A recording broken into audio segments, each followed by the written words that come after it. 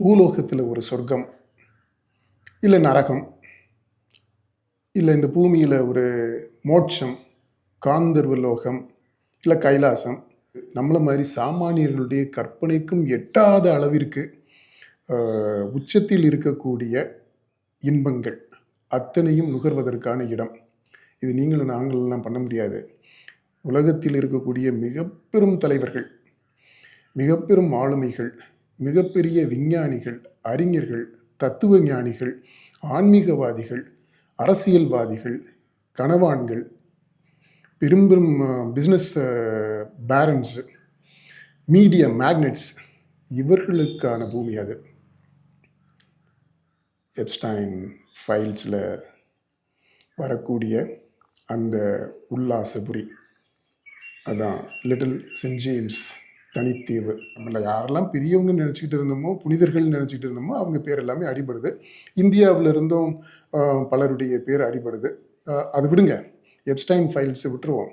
இப்போ இந்த எப்ஸ்டைன் ஃபைல்ஸில் சொல்லி இருக்கக்கூடிய இன்பத்திற்கு நிகராக இன்பத்தை தூய்க்கக்கூடிய இடங்கள் நம்ம பாரத புண்ணிய பூமியில் பல இடங்களில் இருக்குது. சரி, பாரத பூமியை பொதுவாக விட்டுருவோம். நம்ம தமிழ்நாட்டுக்கு வருவோம். சென்னையை கூட எடுத்துக்கிறோமே. இந்த சென்னையில் தமிழ்நாட்டில் இருக்கக்கூடிய, நம்ம சொன்னோம் இல்லையா, இந்த 3 தூணு 4 தூணு 5 தூணுலாம் சொல்லுவாங்க தெரியுமா? லெஜிஸ்லேட்டிவ், எக்ஸிக்யூட்டிவ், ஜுடிஷியரி, அப்புறம் மீடியா, 4 தூணாச்சு. 5வது ஆன்மீகம்னு ஒரு தூணை சேர்த்துக்கோங்க.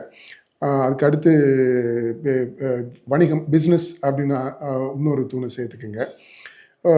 அப்புறம் விஞ்ஞானிகள் அப்படின்னு இன்னொரு தூணை சேர்த்துக்குங்க. இப்படி அப்புறம் சினிமான்னு கவர்ச்சிகரமான இன்னொரு மிகப்பெரிய தூண்.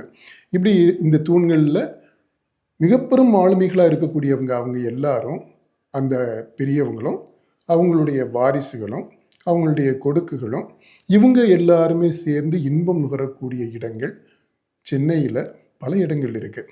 உதாரணத்துக்கு உங்களுக்கு நேரம் இருந்தால் சென்னையில் இருக்கக்கூடியவங்க அந்த பெசன்ட் நகர்லேருந்து அப்படியே பனையூர், அப்புறம் என்னங்க இந்த மகாபலிபுரம், அப்படியே நீங்கள் இங்கே இப்போ பாண்டிச்சேரி வரைக்குமே போகலாம். அங்கே இருக்க அந்த ஈசிஆர் நடக்கக்கூடிய விஷயங்கள் எல்லாமே இந்த சொர்க்கபுரி, எப்ஸ்டைன் ஃபைல்ஸில் வருது இல்லையா, அதை தூக்கி சாப்பிடக்கூடிய விஷயங்களாக இருக்குங்க.